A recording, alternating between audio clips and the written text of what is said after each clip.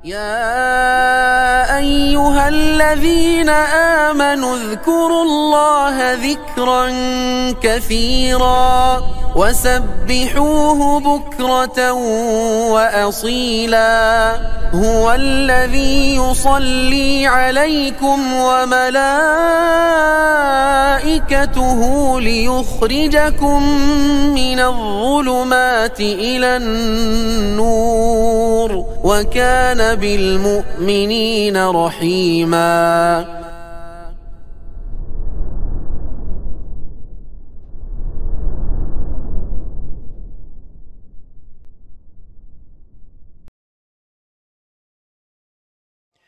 وشر الأمور محدثاتها وكل محدثة بدعة وكل بدعة ضلالة وكل ضلالة في النار. أما بعد, ikhwas sekalian rahimani wa rahmakumullah, kembali kita berkumpul di majlis kajian kitab Mukhtasar Sahih Muslim karya Al-Hafidh Al-Mundhiri rahimahullah ta'ala, membahas hadis-hadis dalam Sahih Muslim yang diringkas oleh Al-Mundhiri, yang mencakup tentu faedah-faedah yang sangat banyak untuk kehidupan kita di dunia dan juga keselamatan di hari akhir. Dan hadis yang akan kita bahas di pertemuan kali ini insyaallah dua hadis ke-6 dan hadis ke-7, hadis Al-Miqdad bin Al-Aswad dan hadis Usama bin Zaid radhiyallahu anhuma. Kita bacakan terlebih dahulu hadis yang pertama, juga kita terjemahkan, setelah itu kita ambil dan tarik faedah dari hadis-hadis itu. Kata Al-Mundhiri rahimahullah, Anil Miqdad bin Al-Aswad, dari sahabat Nabi Al-Miqdad bin Al-Aswad radhiyallahu anhu, annahu qala, beliau bercerita atau berkata, Ya Rasulullah, ara'aita in laqitu rajulan minal kuffari faqatalani fadaraba ihda yadayya bis-sayfi faqata'aha. Wahai Rasulullah, bagaimana pendapat engkau kalau ini terjadi nih pada diri saya nih? Gimana pendapat engkau jika saya berjumpa dengan seorang dari orang-orang kafir? Ada orang kafir, saya berjumpa dengan orang kafir, kemudian dia memerangi saya, kemudian dia memukul salah satu dari tangan saya dengan pedang sehingga memotong tangan saya. Ya, tangan saya terpotong oleh sabetan pedang dia. Ini orang kafir, dan dia melakukan itu kepada saya. Thumma ladha minni bisyajaratin. Kemudian setelah dia sudah melakukan hal buruk tersebut kepada saya, kemudian dia ladha minni, berlindung daripada saya, yaitu bersembunyi, ketakutan atau semisalnya, bisyajarah, pada suatu pohon. Ya, dia ngacir, ya gitu ya, bahasa kita ngacir ya. Apa ngacir apa ya? Kabur gitu ya. Kabur, lari, ya, takut dibalas gitu loh. Di pohon, bersembunyi pohon. Kemudian dia berkata di persembunyian itu, aslamtu lillah, saya menyerahkan diri kepada Allah, maksudnya saya masuk Islam. Afa aqtuluhu ya Rasulullah ba'da an qalaha. Apakah saya boleh membunuh dia wahai Rasulullah? Setelah dia ngomong kayak gitu, saya nyerah, saya masuk Islam, atau saya la ilaha illallah gitu, ngomong kayak gitu. Boleh enggak saya bunuh ya Rasulullah? Maka qala Rasulullah, kata Rasulullah SAW, la taqtulhu, jangan kamu bunuh dia. Ya, jazakallahu khairan Pak. Qala, kemudian faqultu, aku berkata, Al-Miqdad bin Al-Aswad berkata kemudian, ya Rasulullah, wahai Rasulullah, innahu qad qata'a yadi. Thumma qala dzalika ba'da an qata'aha afa aqtuluhu. Ya Rasul, ditekankan lagi oleh Al-Miqdad, ya Rasulullah bentar, dia itu sudah memotong tangan saya loh. Kemudian berkata seperti itu setelah dia memotong tangan saya. Apa saya boleh bunuh dia ya Rasulullah? Artinya ada indikator dia itu bicara begitu la ilaha illallah atau saya masuk Islam karena takut saya hajar gitu loh. Jadi kayak ini nggak tulus nih ngomong la ilaha illallah gitu loh, karena ketakutan aja. Maka kata Nabi SAW, la taqtulhu, jangan kamu bunuh dia. Fa in qataltahu fa innahu bimanzilatika qabla an taqtulahu. Kalau kamu bunuh dia, maka dia berada di posisi dirimu sebelum kamu membunuhnya. Kalau kamu bunuh dia, maka dia akan berposisi dengan posisimu sebelum engkau membunuhnya. Terus wa innaka bimanzilatihi qabla an yaqula kalimatahu allati qal. Dan juga plus yang kedua, engkau wahai Miqdad, kalau kamu membunuhnya, yang kedua engkau akan berada di posisi dia sebelum dia mengucapkan kalimat la ilaha illallah. Gitu. Kalau kamu membunuh dia, maka posisi dia itu semanzilah sederajat dengan posisimu sebelum kamu membunuhnya. Posisimu sebelum kamu membunuhnya ya. Dan kalau kamu membunuhnya juga posisimu yang posisi dirimu itu seperti posisi dia sebelum atau posisi dia sebelum dia mengucapkan kalimat itu. La ilaha illallah. Gimana, paham gak? Gimana tuh? Jadi gimana pahamnya? Coba jelaskan.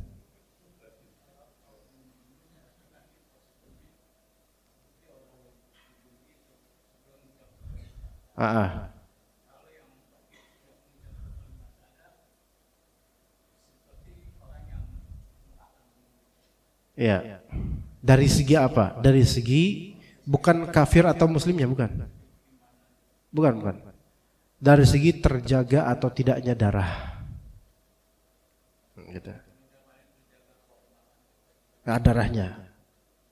Orang kalau udah mengucapkan saya masuk Islam, maka ini zahirnya adalah dia muslim.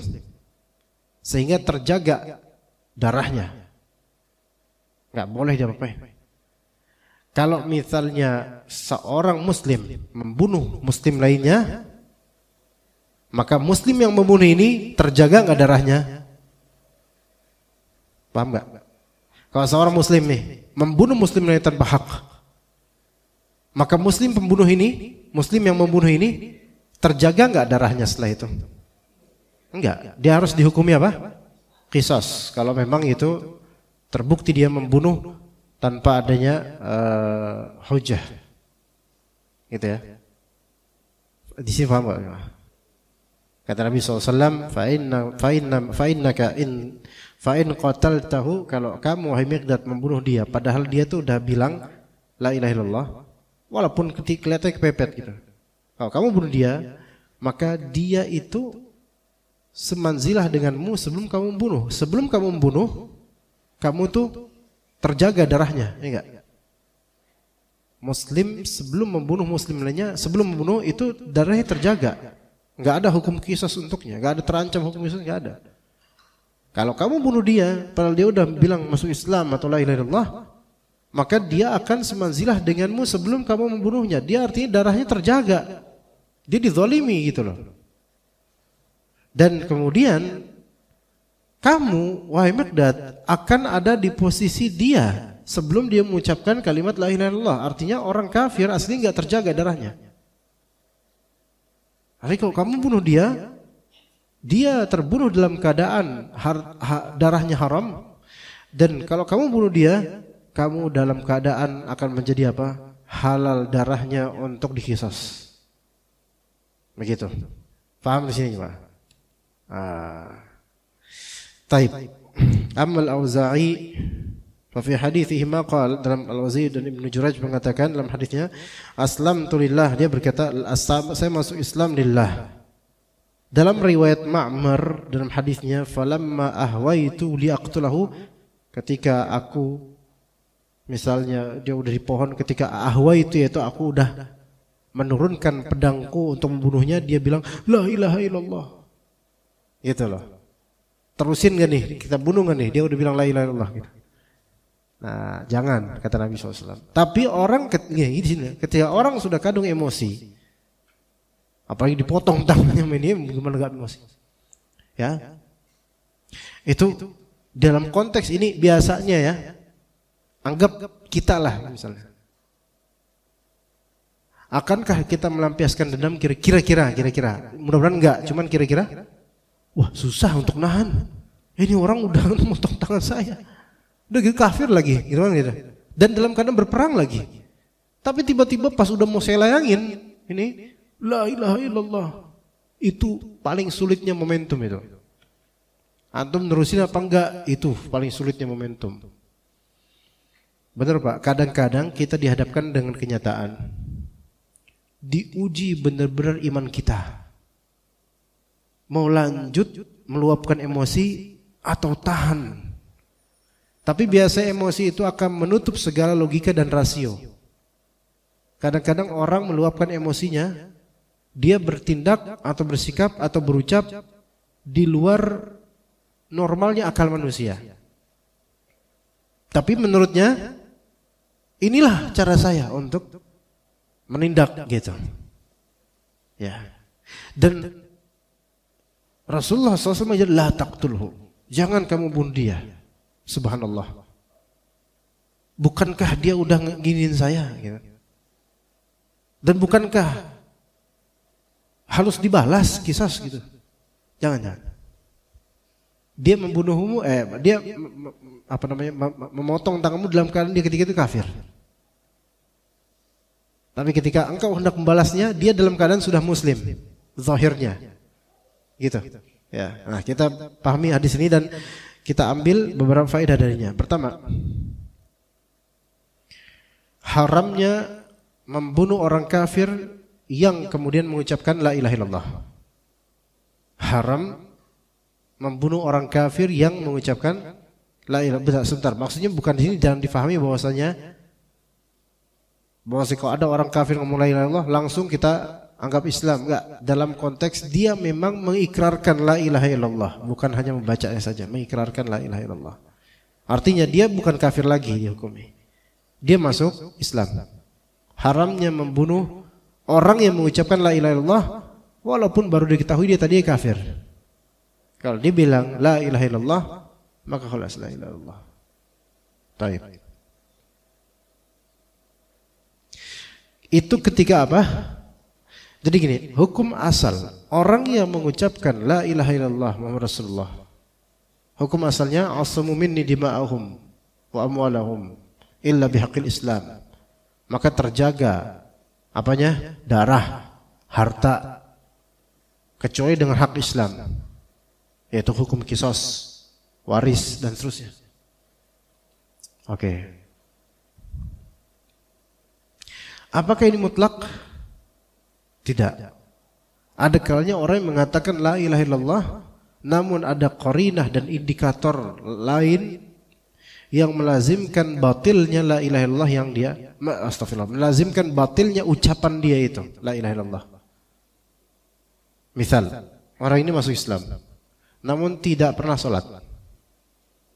Terjaga enggak darahnya? Enggak.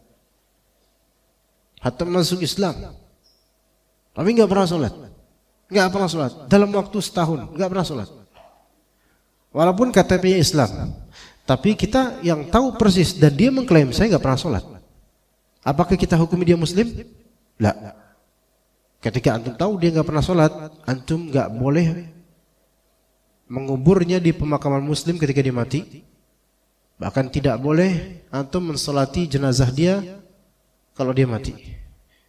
Kecuali orang-orang yang tidak tahu keadaan dia, silahkan sholatin karena orang-orang melihat zahirnya dia muslim. Dan kita nggak perlu untuk mengumumkan hal-hal tentang dirinya kelas. Yang penting kita tahu aja keadaan dia nggak pernah sholat, bukan muslim. Ya, asli halal darahnya karena keluarnya dia dari Islam atau tidak. Sebenarnya dia tidak masuk Islam, bahkan menampakkan sedikit Islaman bahkan tapi tidak Islam. Ya. Maka dilarang membunuh orang yang mengucapkan la ilaha illallah kecuali jika memang ada indikasi kuat yang zahir. Indikasi kuat yang zahir yaitu yang tampak sekali bahwasanya dia bukan muslim. Seperti tidak pernah sholat. Begitu juga dengan yang menampakkan perdukunan.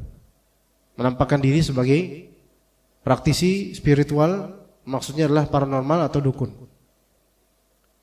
Dan menampakkan diri dengan beragam atribut perdukunannya dan mengklaim dirinya bahwa saya melakukan ritual. Makanya seperti ini zahirnya adalah musyrik.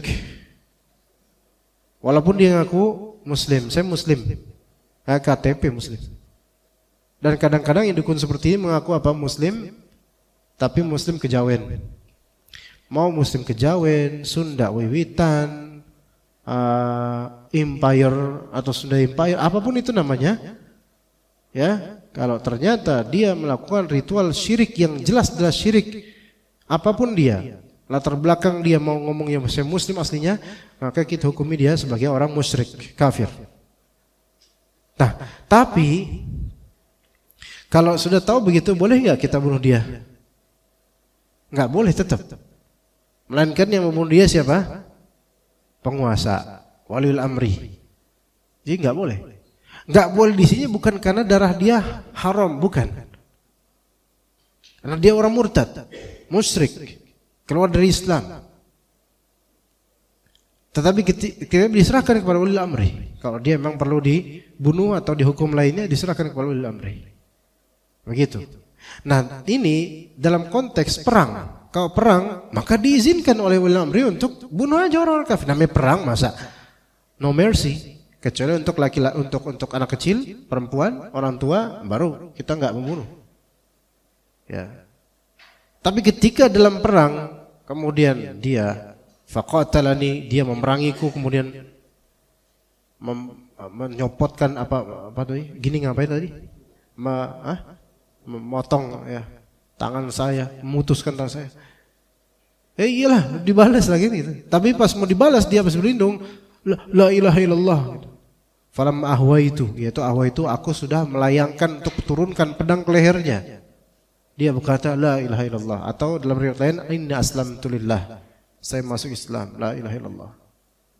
Jangan dibunuh. Tuh, itu dalam kondisi itu udah ya ini udah mati loh, mati. Ya, gitu loh. Tapi ternyata kata Rasulullah la taqtulhu. Faedah berikutnya.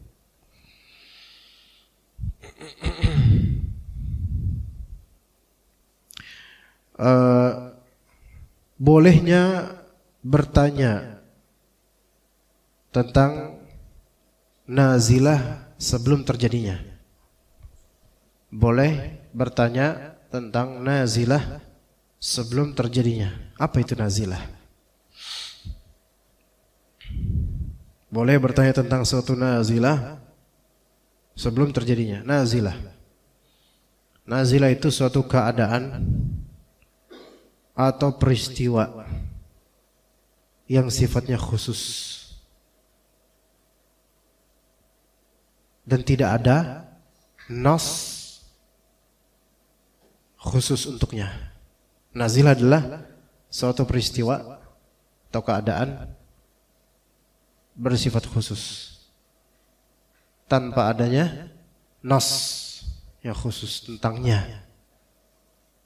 Gitu. Jadi peristiwa atau keadaan yang bersifat khusus, namun nggak ada teks atau nas Al-Quran atau hadis khas tentangnya, nggak ada. Makanya disebut ini namanya fiqhun nawazil.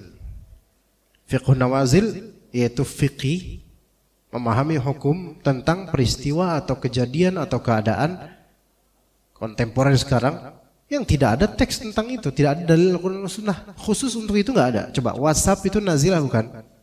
Nazilah, termasuk nazilah. Hal yang memang dulu nggak ada dalilnya, sampai sekarang nggak ada dalil. Tulislah di WhatsApp, nggak ada dalil kayak gitu, nggak dikenal WhatsApp itu. YouTube, kuota HP, listrik bahkan termasuk nazilah. Iya. Para alat musik seperti gitar, piano, itu semua termasuk nazilah, yaitu keadaan atau peristiwa yang nggak ada dalil khusus tentang itu nazilah. Yaitu ada di suatu zaman yang tidak ada dalilnya, Tidak ada dalil khusus, ya, dalil untuk menghukuminya pasti ada. Tapi dalil khusus tentang itu di zaman kemudian enggak ada. Gitu. Ya. Hukum cebok dengan tisu. Tisu di zaman Nabi enggak tisu namanya mungkin. Dan ini termasuk nazilah. Cebok dengan tisu nazilah. Atau hukum cebok dengan air nazilah bukan? Bukan, karena di zaman Nabi ada air. Hukum cebok dengan batu nazilah bukan? Bukan, di zaman Nabi ada. Iya. Gitu. Hukum pakai kacamata nazilah. Di zaman Nabi Allah alam ya, nggak ada kacamata. Karena mata orang ketika itu masih mungkin nggak kayak sekarang. Udah keseringan makan bakso mungkin jadinya. Pak, nanti malam bakso, Pak. Nah, itu nazilah namanya. Nah, ketika itu peristiwa yaitu orang ini tangannya, kemudian dia mau balas, tiba-tiba orang tersebut malah la ilaha illallah. Itu belum ada kejadian itu ketika itu. Maka Al-Miqdad bin Aswad ini memberikan iftirat, yaitu gambaran yang kalau sekiranya itu terjadi ya Rasulullah. Nah, ini nazilah namanya. Belum terjadi, nggak pernah ada. Namun ketika misalnya kayak gitu ada ya Rasulullah. Nah, ini namanya bertanya tentang suatu peristiwa yang khusus yang belum ada dalil khusus tentangnya. Begitu. Ya. Itu boleh bertanya tentang hal itu selama memang mungkin itu akan terjadi. Adapun jika itu mustahil terjadi, maka nggak boleh bertanya seperti itu, wasting time. Dan hanya kathratus soal yang madmumah. Banyak pertanyaan yang memperbanyak pertanyaan yang tidak terpuji. Ya. Yang nggak possible terjadi gitu, yang nggak possible terjadi. Contoh, Ustaz, gimana ya? Apa hukumnya seseorang menikah dengan seorang janda dan dia punya anak gadis, ya, dan kemudian setelah akad nikah janda itu dia ceraikan karena melihat anak gadisnya itu dia lebih suka anak gadisnya. Ya iyalah, lah anaknya ya jauh lah, ya. Kemudian kalau nikah sama anak gadisnya sah nggak nanti nikahnya? Sah, karena belum diapa-apain tuh istrinya. Kan diceraikan, kemudian nikah mau nikah sama anak gadisnya. Tapi si anak gadisnya nggak mau. Nah itu iya. Ya, anak gadisnya mensyaratkan saya agar membangun benteng dalam waktu 1 malam. Itu apa hukumnya, Ustaz? Ngadi-ngadi namanya. Ya. Apa hukumnya, Ustaz? Sebenarnya hukumnya adalah antum yang berhak dihukum. Karena apa? Antum nanya sesuatu, nggak ada dalil tentang itu, dan nggak mungkin terjadi. Ini bukan nazilah sebenarnya, ini khayal. Ya, nggak ada fikihnya itu. Ya, Ustaz, apa hukum membangun masjid dalam waktu 1 hari? Hukumnya khurafat. Ya, nggak ada. Antum nanya yang lain lah. Ini bukan nazilah, ini khayal. Ya, maka kalau misalnya itu possible terjadi, maka boleh bertanya tentang itu. Ya. Ya, misal apa yang sekarang belum terjadi nih, tapi kedepannya possible terjadi. Sok, ya apa? Misal. Ustaz, apa hukumnya jin detektor? Ngerti nggak maksudnya? Jin detektor, pendeteksi makhluk astral gitu. Nanti kalau ada sinyal energi apa tuh dia bip gitu. Iya.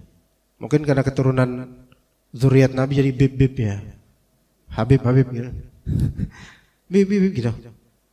Itu jin detektor. Apa hukumnya mempercayai hal itu jika nanti ada? Nah itu boleh nanya kayak gitu. Karena itu possible. Benar gak Pak? Ada loh kayak gitu. Bahkan mungkin di Google Play itu ada yang kayak gitu-gitu tuh. Anda nggak tahu, nggak pernah nyari, tapi mungkin ada tuh. Ya entah itu memang nggak tahu kok kalau misal ada. Tapi apa hukumnya? Nah itu dia. Apakah jin detektor itu kalau kita percaya sama percaya dengan dukun atau enggak? Nah itu masuk fikih nazilah itu. Bahkan catat aja omongan ini. Bisa aja terjadi. Ini bukan ramalan.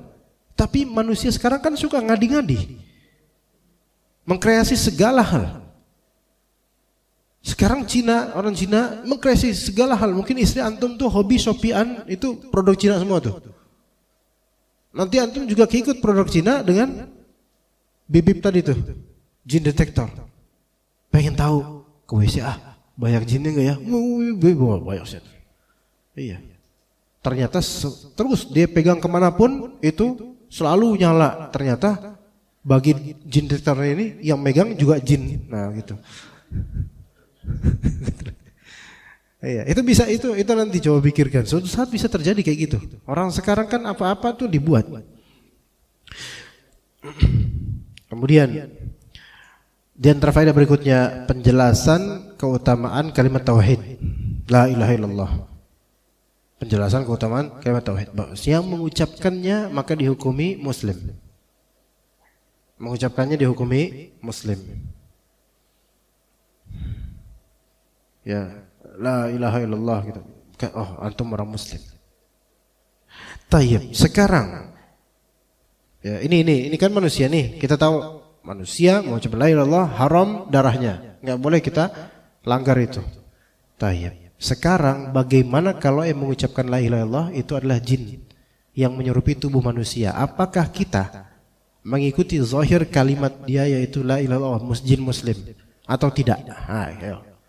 Ini gimana? Ayo. Ini juga fikih nazilah karena apa? Enggak ada dalil khusus tentang ini. Ayo, Ustaz. Jin ini mengatakan, "Saya muslim, Ustaz. Saya mengucapkan la ilaha illallah." Enggak boleh apa? Ya kita nggak bisa membunuh jin juga susah juga gimana caranya? Bukan masalah membunuhnya, masalah kita boleh nggak mempercayai itu dia muslim gitu loh. Orang membunuhnya susah Pak. Mau kita gorok pakai gergaji orangnya mati kan gitu. Nah, makanya dia bilang la ilaha illallah, terus dia bilang wallahi gitu. Demi Allah Ustaz, ana muslim, la asyhadu la ilaha illallah Ustaz. Percaya kalau kayak gitu konteksnya percaya. Oke. Tapi kalau jin yang ngomong, Ustaz, saya muslim Ustaz misalnya. Percaya enggak? Enggak, Pak. Enggak. Jin kalau menyerupi tubuh manusia, kita sudah kenal pada asalnya itu jin kafir. Udah gitu. Dia ngaku saya muslim. Coba kalau muslim, coba bilang la ilaha illallah. La ilaha illallah. Nah itu bisa. Kenapa kamu nyerupin? Ya iseng aja, namanya muslim, badal kan banyak kata dia gitu. Mungkin gak itu? Mungkin. Jin muslim yang fasik kadang-kadang ganggu manusia. Dan jin muslim, walaupun muslim kadang-kadang ya sifat setannya ada. Ya jadi kita nasihati, hati-hati kamu. Oh fasik kamu dengan ini, keluar pergi. Ya begitu. Jin muslim yang munafik juga banyak yang bantuin dukun, bantuin ini, banyak. Bahkan asalnya jin itu penipu rata-rata. Tapi kalau dia bilang la ilaha illallah, bisa bilang begitu, maka kita lihat zahirnya aja muslim, khalas. Tapi kalau dia ngaku muslim itu jangan nggak bisa langsung kayak manusia lah Pak. Gini loh, ya manusia kalau bilang muslim tapi dia nggak pernah sholat. Gimana? Muslim tapi pakai kalung salib. Ngomongnya muslim. Nah, gimana? Ya, susah dipercaya keislamannya. Begitu juga jin muslim tapi nyurupin orang. Antum muslim model apa? Wahai jin. Kan gitu. Tapi kalau dia bilang la ilaha illallah, maka kita kan antum muslim. Ya udah keluar sana. Kalau dia benar muslim tulus, dia akan keluar insyaallah. Kemudian penjelasan keutamaan para sahabat. Dari segi mereka semangat untuk memahami agama. Keutamaan sahabat tuh gitu, semangat memahami agama, bukan semangat pengen tahu orangnya. Banyak hadis-hadis Nabi SAW mengumumkan tentang keburukan seseorang, tapi sahabat itu tidak menanya siapa ya Rasulullah orangnya, enggak. Apa keburukannya ya Rasulullah, itu aja, supaya mereka berusaha menghindari keburukan itu. Bedanya sahabat Nabi dengan kita. Kalau kita ada kabar buruk, dirahasiakan orangnya siapa, kita kepo siapa orangnya, saya pengen tahu biar saya waspada akan orangnya. Itu alasan aja, itu kepo. Ya padahal pengen tahu, pengen ghibah, pengen ngebincangan orang. Ya spill dong siapa namanya, inbox dong. Nah, kita itu lebih doyan konsumsi bangkai orang yang salah dibandingkan kita menghindari kesalahan orang tersebut. Ya begitu. Baik, itu hadis pertama yang kita bahas. Ada hadis berikutnya jemaah sekalian rahimakumullah. Hadis Usama bin Zaid, serupa dengan ini. Beliau bercerita, ba'athana Rasulullah SAW fi sariyatin fasabbahna al-khuraqat min Juhainah. Ya. Rasulullah SAW mengutus kami di sebuah pasukan yang berjalan di malam hari. Kemudian kami berada di daerah Juhainah ketika di pagi hari.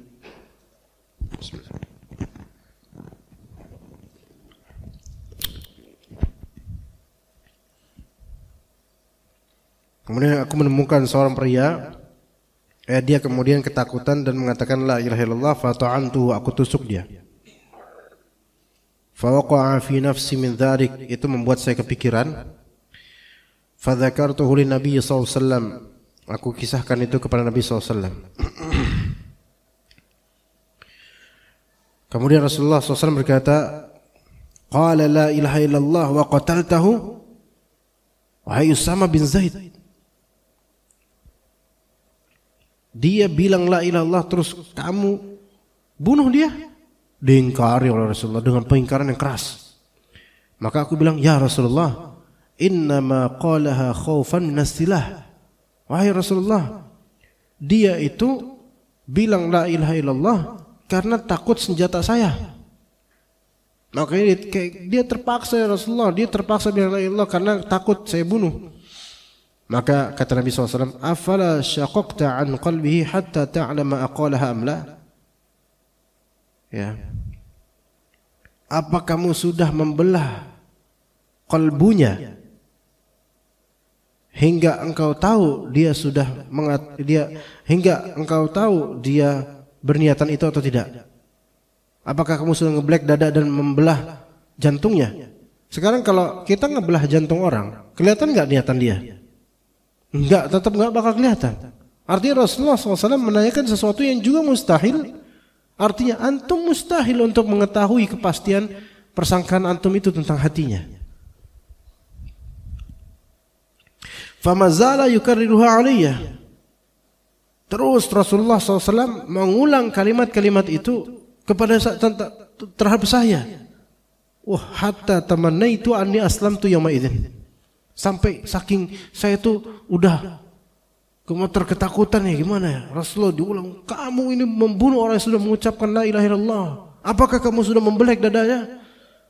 Terus kamu gitu sampai aku berharap aku tuh masuk Islam hari itu, baru masuk Islam nanti gitu loh. Berharap ketika diomelin sama Rasulullah SAW ketika itu, berharap bakal baru mau masuk Islam. Maksudnya apa? Maksudnya kalau dia merasa, Usama bin Zaid merasa telah melakukan dosa yang sangat besar, yang sangat munkar dan sangat diingkari oleh Rasulullah sampai membuatnya itu malu dan takut sama Rasulullah, sampai berharap baru masuk Islam nanti dah. Karena kalau baru masuk Islam nanti, dosa tadi membunuh dihapus. Gitu maksudnya begitu. Qul lil ladzina kafaru iyantahu yughfar lahum ma qad salaf. Katakanlah kepada orang kafir, jika mereka yantahu, yaitu berhenti dari kekufurannya, maka akan diampuni apa-apa setelah masuk Islam, apa-apa yang sebelumnya dari kekufuran dan hal-hal itu yang dilakukan dari kemungkaran di masa kufurnya, dia diampuni. Jadi berharap kayak gitu loh.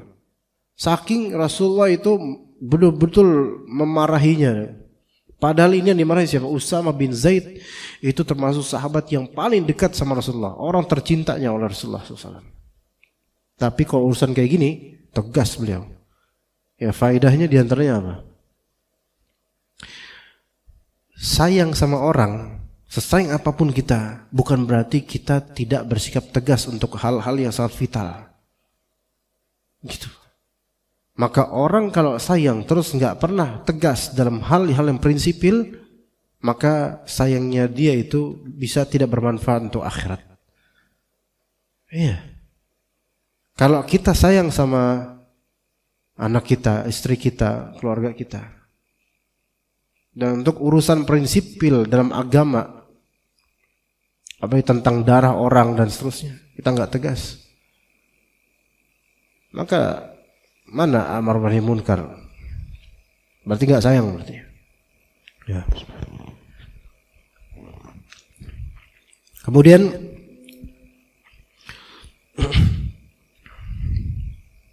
ya, kita ambil aja faedah di sini karena waktunya sepertinya nggak begitu lama lagi. Di antara faedahnya, penting kehormatan orang yang mengucapkan la ilaha illallah dari segi martabat, harga diri, darah dan harta. Ya. Walaupun ada indikator kuat dia mengucapkan la ilaha illallah itu karena tertekan, maka tetap kita ambil zahirnya saja. Ya, itu faedah. Kemudian yang kedua, niatan manusia pada asalnya hanya Allah juga diri yang mengetahui. Niatan manusia pada asalnya hanya Allah dan juga dirinya yang mengetahui. Namun jika ada indikator kuat akan buruknya niat, maka boleh menganggap itu buruk tanpa memastikan, gitu. Ada indikator kuat, boleh menganggap itu buruk tanpa memastikan karena itu gaib. Ya, gaib. Jadi kita kan tahu mata katanya jendela hati, lisan penerjemah qalbu. Kalau mata jendela hati, kadang-kadang kita bisa melihat orang ini bohong. Ya. Lisan adalah translatornya hati. Kadang dengan ucapannya kita tahu dia itu bohong, atau dia itu berlebihan, atau dia itu mengurangi, atau ya.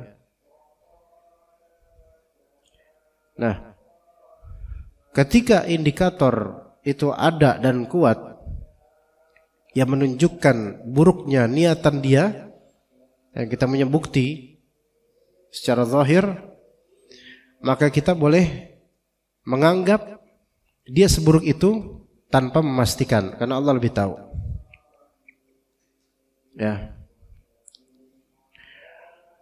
Adapun soal riya,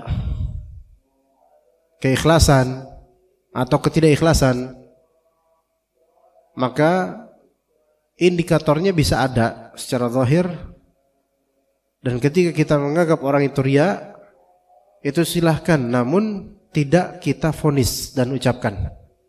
Itu bedanya. Ya, nganggap orang bohong atau berniatan buruk, niatan jahat, kalau ada indikator kuatnya boleh kita ucapkan. Enggak, kamu itu niatan jelek, boleh. Maksudnya niatannya jelek kamu. Ya. Kamu kesini cuman buat main-main doang, bukan serius misalnya. Kayak seorang laki-laki datang ke rumah untuk nazar misalnya, dan ternyata dia abu nazar. Semua perempuan didatengin rumahnya untuk dinazar. Indikasi ini kuat bahwa saya ini dia main-main. Maka boleh, enggak, kamu main-main mas. Wah, dari mana? Saya tahu emang sudah black dada saya. Ini bukan soal black dada sekarang mah. Tetangga samping sana aja dinadhor kemarin, saya tahu kok. Itu yang sebelah sana dinadhor juga. Sana dinadhor semua. Bahkan santriwati pesantren semua kena nadhor. Enggak serius gitu. Maka ini boleh indikator kuat. Tapi untuk masalah berkaitan dengan riya, maka ini lebih tersembunyi lagi. Jadi tidak bisa divonis. Tapi dianggap dia kayaknya ria, dalam hati kita merasa gitu, itu boleh nganggap gitu, cuman tidak diucapkan. Paham? Misal, ini belum azan, udah Pak Idrus, udah azan belum Pak Idrus? Tadi sebenarnya hakikatnya azan atau belum lagi? Misal, antum hadir di kajian dan kemudian ustadznya memamerkan prestasinya. Saya tuh gini. Nah, atau ustadznya pakai pakaian yang syuhrah. Di bahasa syuhrah tuh pakai nyentrik yang membuat mata-mata tuh tertuju padanya, gitu loh. Itu libas syuhrah. Yang beda dengan ustaz-ustaz lainnya pada umumnya. Maka antum merasa ini ustaz kok lagaknya agak lain gitu. Antum merasa ustaz ini gak ikhlas atau ria atau pengen pamer atau antum gak boleh ngomongin gitu ke teman-teman. Itu ustaznya ustaz ria tahu. Ya, gak boleh. Tapi antum merasakan itu boleh karena kadang-kadang itu terasa. Kadang kita ngerasa orang ini ria, kadang ngerasa, tapi nggak boleh kita ucapkan. Karena memvonis ini butuh bukti yang kuat membelek dadanya. Maka cukup disimpan di hati dan tinggalkan kelas. Ya, ada azan kayaknya Pak. Ada azan, ya insyaallah. Kita azan dulu, setelah itu kita lanjut dengan tanya jawab insyaallah. Tapi Bapak ada soalan ikhwan yang mau tanya, silakan jika ada. Fadhal. Iya.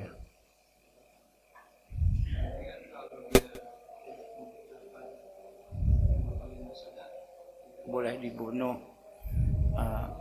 Sementara itu hukum qisas ada gitu kan Ustaz. Nah, karena dia sudah mengucapkan 2 kalimat syahadah, berarti kan dia dosa-dosanya sudah dihapus. Ya. Berarti kan dia telah memotong tali tangan, berarti kan sudah terhapus. Berarti kan tidak boleh dibalas kisos gitu. Atau mohon penjelasan. Baik.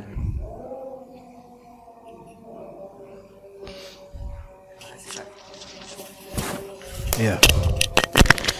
Baik, jadi seperti ada kontradiksi gimana kalau misalnya dia telah mengucapkan kalimat syahadat, terus kemudian kan dia telah memotong tangan sahabat orang muslim gitu ya. Dan kalau gitu dia bebas dong dari dosa, gitu kan. Sehingga mestinya kalau kayak gitu nggak ada hukum qisas kan gitu. Yang sahih bisa tetap terjadi hukum qisas. Bisa tetap terjadi hukum qisas. Karena untuk masalah hak adami, hak manusia itu tidak dihapus, atau hutang atau kezaliman terhadap hak manusia tidak terhapus dengan masuk Islam dan taubat. Maka baru bisa dikenakan itu ketika memang dimaafkan atau dihukumi qisas. Kecuali untuk perbuatan-perbuatan yang lampau yang sudah tidak diperlukan lagi qisas. Bukan kan dimaafkan, tapi memang sudah lampau. Sudah tidak perlu lagi qisas. Sudah tidak ada hajat lagi untuk qisas.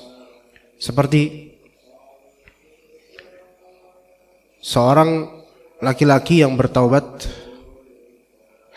dari 99 pembunuhan, bahkan kemudian digenapin 100. Dia membunuh yang 100, membunuh seorang ahli ibadah yang fatwanya nyeleneh. Nah ketika dia ke ulama, ini kan hadis Rasulullah, ketika dia ke ulama beneran, dia enggak difatwakan untuk dihukumi qisas, melainkan difatwakan untuk pergi ke daerah yang lebih aman dari segi akidah, manhaj dan amalan. Kenapa begitu? Mungkin boleh jadi karena ketika itu syarat qisas belum ada, tapi mungkin juga karena qisas ketika itu memang tidak berhajat untuk dikisas orang ini karena sudah lampau dan khalas, sudah tidak diperlukan lagi untuk orang ini. Nah, konteksnya tadi hadis Al-Miqdad bin Al-Aswad tadi, Rasulullah SAW hanya menyebutkan jangan kamu bunuh dia. Tapi Rasulullah SAW tidak mengatakan akan dikisas. Bukan berarti tidak ada kisas. Karena pertanyaannya Al-Miqdad itu, afa'aqtuluhu, apakah saya boleh membunuh dia? Bukan pertanyaan apakah dia dikenal kisas, enggak. Jadi Rasulullah hanya menjawab sesuai dengan pertanyaan, bunuh atau enggak ya Rasulullah? Bunuh atau enggak ya Rasulullah? Maka Rasulullah menjawab cukup, jangan kamu bunuh. Enggak merembet ke masalah kisas. Tapi kalau tidak dibunuh dan dia masuk Islam, apakah bisa terwujud hukum qisas? Iya. Bisa. Karena memotong lawan tanpa hak itu ya tidak melepaskan diri dari qisas. Itu satu. Tapi ada kemungkinan kedua. Tidak diqisas jika itu dalam konteks perang. Dalam konteks perang tidak ada qisas. Kalau orang itu taubat, masuk Islam, dia tidak diqisas dengan itu. Khalid bin Al-Walid itu mungkin sudah pernah membunuh beberapa sahabat Nabi, tapi ketika masuk Islam tidak ada qisas karena konteks perang. Jadi ada dua kemungkinan. Tapi kalau bukan dalam konteks perang, dalam konteks kezaliman, hidup normal tapi dia zalim, maka ini diqisas. Gitu. Jadi lihat dari konteksnya. Wallahu a'lam. Tadi yang bertanya ada saudara sini seperti. Fadhal. Ya, fadhal. Assalamualaikum Ustaz. Waalaikumsalam. Allah akbar. Ustaz, saya pernah bekerja di suatu perusahaan. Perusahaan itu direkturnya ya Islam. Direkturnya Islam. Dalam perjanjian kontrak kerja setahun. Dirjen. Kontrak kerja. Oh, kontrak kerja setahun. Ya.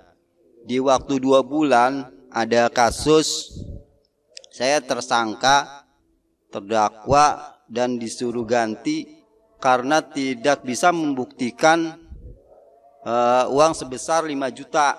Sudah sampai level terdakwa. Iya. Akhirnya bermusyawarah, karena nggak bisa membuktikan, saya harus ganti gitu. Padahal saya ini baru digugat, belum sampai tervonis, belum alat buktinya udah ada belum? Ini masalah kan setoran duit, setoran uang Pak Ustadz. Harusnya kan sekian 10 juta, kurang 5 juta. Antum dituduh menggelapkan uang itu? Ya. Tapi saya nggak merasa mengambil uang perusahaan gitu. Ya. Daripada kamu dibawa ke polisi, udah kamu ganti aja gitu. Oke, dia membawa bukti nggak? Apa buktinya? Apa cuman buktinya ya aja? Catatan saya gitu. Kamu baru setor segini. Setelah antum hitung benar nggak itu? Saya posisinya lah bingung Pak Ustadz karena ditekan gitu. Ya. Nggak ada pembelaan. Di dalam kantor kan keluarga mereka semua. Ini polisi biasanya nggak mau ngusut kasus 5 jutaan Pak.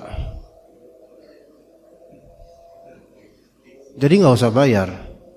Ya dalam posisi syariat Islam itu bagaimana Pak Ustadz? Antum bela diri, Kyokushin atau apa gitu, bela diri Pak. Jadi permasalahannya saya udah sama dia disuruh menandatanganin. Jangan mau Pak. Udah terlanjur menandatangani itu. Ya udah, bayar. Ya saya nggak bisa, kalau Bapak nggak bayar bisa kasus. Cuman setahu ana polisi juga nggak punya interest untuk menggarap kasus 5 jutaan. Paling hanya aduan polisi saja, nggak sampai penjara, Pak. Gitu. Ya, pemikiran saya di awal begini Pak Ustadz. Tapi deteksi saya kan orang Islam, ya. Kan. Saya nggak pengen haknya dia, ya kan. Saya ambil gitu dan saya ganti, tapi bukan berarti saya ini menggelapkan uang Bapak gitu. Ya. Bapak merasa mereka zalim nggak? Udah bersumpah demi Allah. La ilaha illallah, saya bersumpah tidak mengambil uang Bapak. Wah, bilang la ilaha illallah berarti nggak boleh dibunuh nih berarti ini. Masa berkaitan dengan itu? Ya. Tapi nggak sumpah. Gini, Pak. Sumpah itu nggak ada dalam perusahaan itu nggak ada. Bapak adanya pembuktian Pak. Iya, Bapak nggak punya power di situ ya. Kalau misalnya Bapak nggak bayar, apa konsekuensinya? Konsekuensinya jaminan BPKB saya ditahan. BPKB motor? Iya, ditahan. Oh, waktu itu udah disita udah? Masuk kerja itu ditahannya ya BPKB sebagai jaminan. Kalau nggak bayar ya BPKB harus. Apa Bapak membaca ada aroma konspirasi nggak di sini untuk? Saya membaca ini adminnya ini ngaco gitu. Gak saya beres. Juga ngerasa gitu. Mereka beli pohon nggak Pak ya? Nggak tahu. Ya gimana tuh? Ini sih malakama memang. Dan adminnya itu nggak dipersalahkan nggak? Enggak, mereka percaya dengan admin dan keluarga itu, admin itu keluarganya mereka. Susah juga. Antum jadi kambing hitam berarti Pak ya gitu ya? Ya saya berpikir begitu. Iya. Tapi kok keluar BPKB-nya ditahan. Enggak, sekarang posisinya pokoknya udah dipecat, suruh ganti, itu yang saya kurang enak gitu. Pak bisa tolong bayarin nggak Pak BPKB dia Pak? Tapi udah cicip Pak Ustadz, udah tinggal 3 juta. Ya udah gini aja Pak, mungkin direlakan aja. Siapa tahu ini jalur takdir yang terbaik buat kedepannya. Amin, amin. Insyaallah. Nggak apa-apa, diganti yang lebih baik. Amin Pak. Mungkin ini menggugurkan kesalahan Bapak di masa lampau, kita nggak tahu, ya kan? Digugurkan dosa-dosanya, terus Allah ganti dengan apa nanti lebih baik. Inna ma'al usri yusra Pak. Amin. Kadang-kadang Allah Ta'ala memberikan kebahagiaan pada hamba diawali dengan kesulitan dulu, sehingga ketika dapat kebahagiaan itu rasanya lebih indah, lebih bahagia Pak. Itu kalau memang Bapak nggak bersalah, Allah itu maha adil. Tapi sepertinya Bapak punya kesalahan di masa lampau. Nah Allah Ta'ala ingin menggugurkan dosa-dosa itu dengan cara ini. Nanti habis itu insya Allah Allah berikan karunia-Nya kalau Bapak bersabar. Amin, amin. Insya Allah. Jadi ya udah, daripada lebih rumit lagi, cicil aja deh. Iya. Mungkin Bapak itu mau juga bantuin kayaknya. Kelihatannya semangat gitu. Jadi mungkin beliau pengen membantu.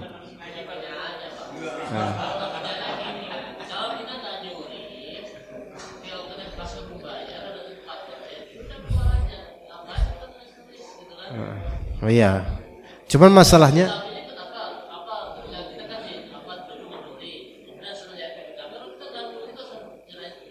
enggak, dia di awal kan udah jadi jaminan dari awal kan, susah. Dari awal kerja gitu. Iya gitu ya, nah gitu.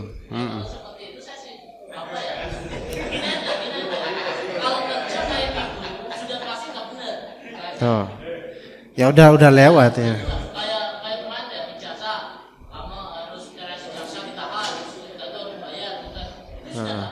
Iya.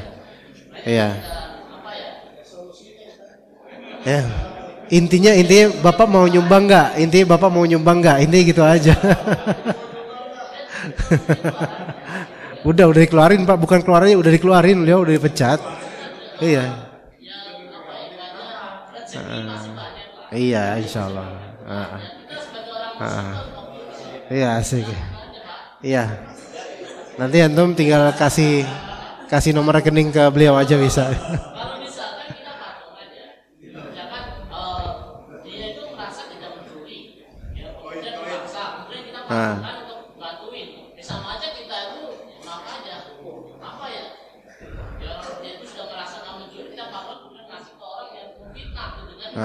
Sama aja kita. Enggak sama Pak, enggak. Ini malah kita membantu beliau. Bukan membantu orang zalim itu, karena beliau sekarang BPKB masih di situ kan. Beliau itu punya hak yang ditahan di situ.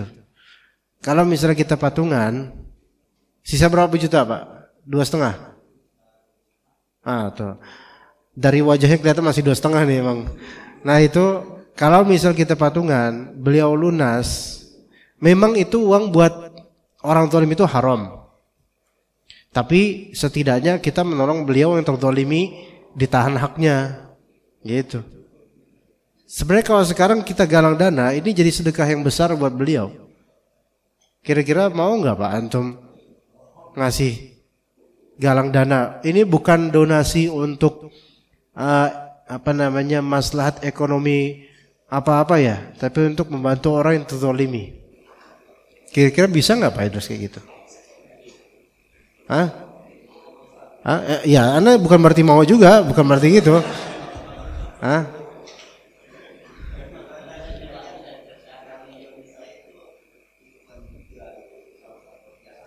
Oh,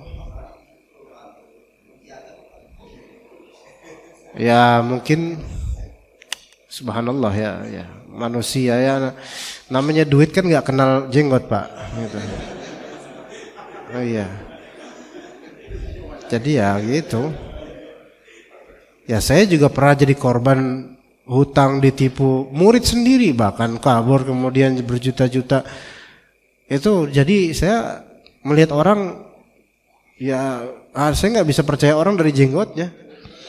Iya. Jadi ya gitu.